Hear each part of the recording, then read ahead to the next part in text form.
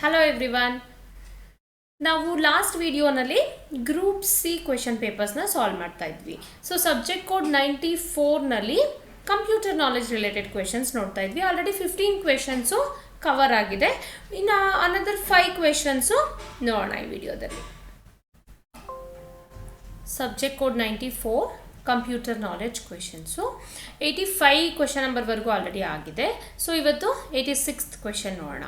What kind of storage device can be affected by fragmentation?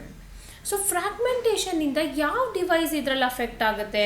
Optical ಡಿವೈಸಾ, ಮ್ಯಾಗ್ನೆಟಿಕಾ, solid ಸ್ಟೇಟಾ ಅಥವಾ E ಪ್ರಾಮಾ ಅಂತ ಕೇಳಿದ್ದಾರೆ. First of all fragmentation ಅಂದ್ರೇನು? ನಾನು part 1 ಇದೇ ವಿಡಿಯೋದು ಪಾರ್ಟ್ 1 ಕಂಪ್ಯೂಟರ್ ನಾಲೆಜ್ ಕ್ವೆಶನಲ್ಲಿ ಪೇಜಿಂಗ್ ಬಗ್ಗೆ explain ಮಾಡಿದ್ದೀನಿ. ಅಂದರೆ ಏನು ಹೇಳಿ, ಇಲ್ಲಿ ಸೆಕೆಂಡ್ರಿ ಮೆಮೊರಿ ಇರುತ್ತೆ, ಅದರಲ್ಲಿ ನಾವು ಪ್ರೋಗ್ರಾಮ್ ಅಥವಾ ಪ್ರೋಸೆಸ್ನ ಪೇಜಸ್ ಆಗಿ ಡಿವೈಡ್ ಮಾಡ್ತೀವಿ. ಅದನ್ನು ತೊಗೊಂಬಂದು ನಾವು ಎಕ್ಸಿಕ್ಯೂಟ್ ಮಾಡಬೇಕಾದಾಗ ಮೇನ್ ಮೆಮೊರಿನ ಫ್ರೇಮ್ಸ್ ಅಂತ ಡಿವೈಡ್ ಮಾಡಿರ್ತೀವಿ. ಸೊ ಈ ಪೇಜಸ್ನ ತಂದು ಫ್ರೇಮ್ಸ್ಗೆ ಹಾಕ್ತೀವಿ ಅಂತ ಅಲ್ವಾ. ಸೊ ಅದೇ ಫ್ರೇಮ್ಸಲ್ಲಿ ಈಗ ಸಪೋಸ್ ಈ ಥರ ಅಸ್ಯೂಮ್ ಮಾಡ್ಕೊಳ್ಳಿ, ಯಾವುದೋ ಒಂದು ನನ್ನ frame size for example 8 MB ಇತ್ತು ಅಂದ್ಕೊಳ್ಳಿ. ಅದೇ ನನಗೆ ಆ ಪ್ರೋಸೆಸ್ನಲ್ಲಿ ಬರೀ 6 MB ಇದೆ ಆ ಪೇಜಲ್ಲಿ ಕಂಟೆಂಟು. ಸೊ ಅವಾಗ ಏನಾಗುತ್ತೆ, ಇನ್ನು 2 MB ಇಲ್ಲಿ ವೇಸ್ಟ್ ಆಗೋಯ್ತು. ಸೊ ಇದನ್ನು ನಾವು ಫ್ರಾಗ್ಮೆಂಟೇಷನ್ ಅಂತ ಕರಿತೀವಿ. ಅಂದರೆ ಮೆಮೊರಿ ಪೀಸಾಗಿ ಉಳ್ಕೊಂಡ್ಬಿಡುತ್ತೆ ವೇಸ್ಟ್ ಆಗಿ ಅಲ್ವಾ. ಅದೇ ಇಲ್ಲಿ ನೋಡಿ 10 MB ಇದೆ ನನ್ನದೊಂದು ಫ್ರೇಮು, ಅದರಲ್ಲಿ ಬರೀ ನಾನು 4 MB ಇರೋ ಪೇಜ್ನ ಮಾತ್ರ ಹಾಕ್ತಾ ಇದ್ದೀನಿ. ಸೊ ಅನದರ್ 6 MB ಅಲ್ಲಿ ವೇಸ್ಟ್ ಆಗಿ ಹೋಗ್ತಾ ಇದೆ. ಓಕೆನಾ. 3 MB ಇರೋ ಕಡೆ 2 MB ಹಾಕಿದ್ರೆ ಇನ್ನೊಂದು MB ವೇಸ್ಟ್ ಆಗೋಗುತ್ತೆ. ಹಾಗೆ ಫ್ರಾಗ್ಮೆಂಟೇಷನ್ ಅಂದರೆ ಮೆಮೊರಿ ಆ್ಯಕ್ಚುಲಿ ಕರೆಕ್ಟಾಗಿ ಯುಟಿಲೈಸ್ ಆಗ್ತಾ ಇರಲ್ಲ, ಅಲ್ಲಿ ವೇಸ್ಟ್ ಆಗ್ತಾ ಇರುತ್ತೆ. ಯಾಕೆ? ಜಸ್ಟ್ ಬಿಕಾಸ್ ನಮಗಲ್ಲಿ ಸೈಜು ವೇರಿ ಇರುತ್ತೆ. ಕೆಲವೊಂದು ಸತಿ ಪ್ರೋಸೆಸ್ಸೇ ಅಷ್ಟು ಚಿಕ್ಕದಿದ್ದಾಗ ನಮಗೆ ಅಲ್ಲಿ ಫುಲ್ ಮೆಮೊರಿ ಯುಟಿಲೈಸ್ ಆಗ್ತಿರಲ್ಲ. ಸೊ ಅದನ್ನು ಫ್ರಾಗ್ಮೆಂಟೇಷನ್ ಅಂತೀವಿ. ಸೊ ಇದರಲ್ಲಿ ಯಾವ ಕೈಂಡ್ ಆಫ್ ಡಿವೈಸು ನಮಗೆ ಸ್ಟೋರೇಜ್ ಡಿವೈಸ್ ಅಫೆಕ್ಟ್ ಆಗುತ್ತೆ ಫ್ರಾಗ್ಮೆಂಟೇಷನ್ನಿಂದ ಅಂದರೆ ಆಪ್ಟಿಕಲ್ ಡಿವೈಸಸ್ಸು ತುಂಬಾ ಜಾಸ್ತಿ ಅಫೆಕ್ಟ್ ಆಗುತ್ತೆ ಫ್ರಾಗ್ಮೆಂಟೇಷನ್ನಿಂದ. Next question, the view that display only text with bullets in MS PowerPoint is. ಯಾವುದು ಟೆಕ್ಸ್ಟ್ ಬುಲೆಟ್ಸಲ್ಲಿ ಮಾತ್ರ ತೋರಿಸೋದು? ಈಗ ನೋಡಿ ವ್ಯೂಗೆ ಹೋಗ್ತಾ ಇದ್ದೀನಿ. ಓಕೆನಾ.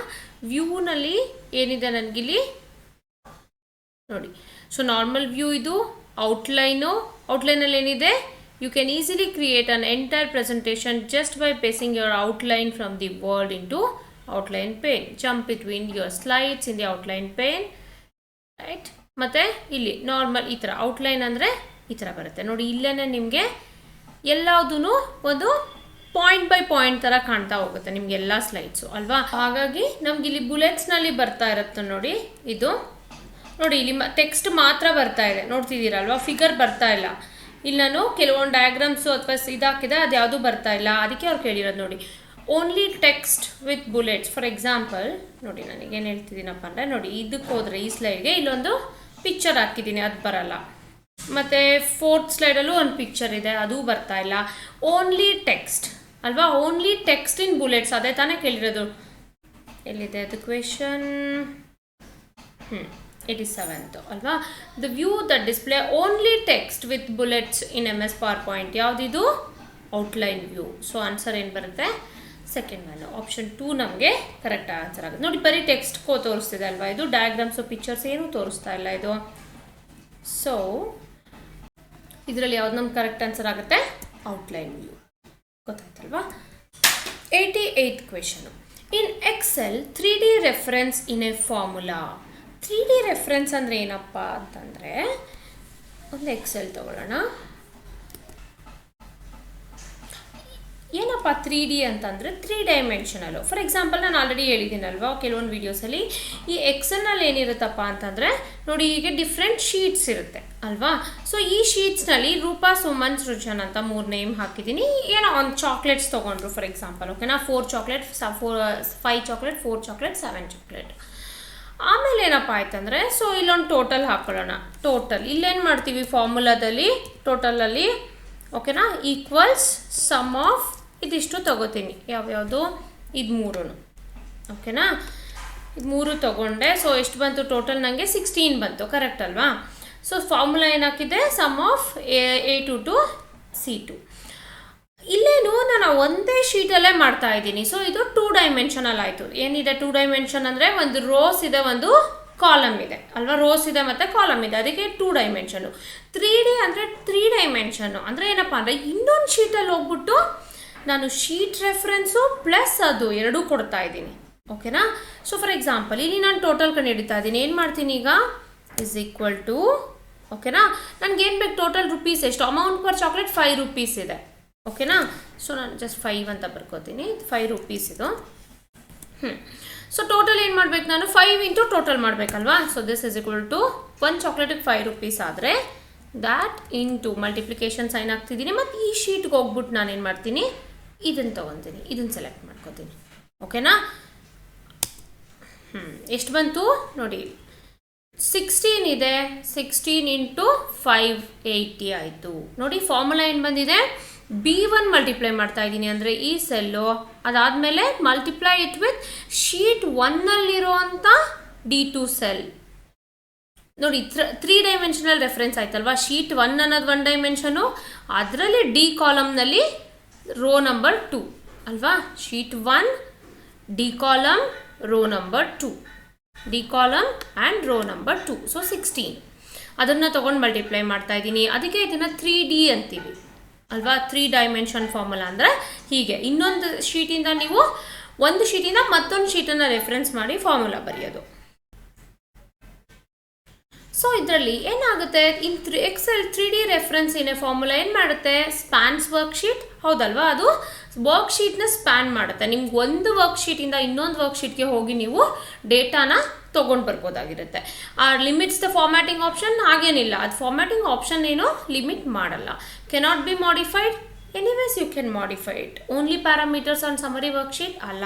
ಸೊ ಇದು ಸ್ಪ್ಯಾನ್ಸ್ ವರ್ಕ್ಶೀಟ್ ಅಂದರೆ ಆ ಒಂದು ಫಾರ್ಮುಲಾ ನಿಮಗೆ ಸ್ಪ್ಯಾನ್ ಆಗುತ್ತೆ. ಒಂದೊಂದು ವರ್ಕ್ಶೀಟಿಂದ ಇನ್ನೊಂದು ವರ್ಕ್ಶೀಟ್ಗೂ ನೀವು ಸ್ಪ್ಯಾನ್ ಮಾಡ್ಬೋದು. ಸೊ ಆನ್ಸರ್ ಏನಾಗುತ್ತೆ ನಿಮಗೆ, ಸ್ಪ್ಯಾನ್ಸ್ ವರ್ಕ್ಶೀಟ್ ಅನ್ನೋದು correct answer.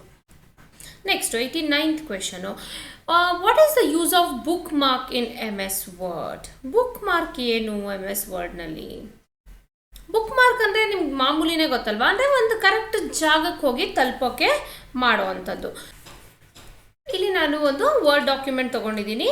First ಪೇಜಲ್ಲಿ just test ಅಂತ ಬರೆದಿದ್ದೀನಿ, ಸೆಕೆಂಡ್ ಪೇಜಲ್ಲಿ ನಾನು ಬುಕ್ ಮಾರ್ಕ್ ಟೆಸ್ಟಿಂಗ್ ಅಂತ ಬರೆದಿದ್ದೀನಿ. ಸೊ ನಾನು ಇಲ್ಲಿ ಹೋಗ್ಬಿಟ್ಟು ಇವಾಗ ಒಂದು ಬುಕ್ ಮಾರ್ಕ್ ಸೆಟ್ ಮಾಡ್ತೀನಿ.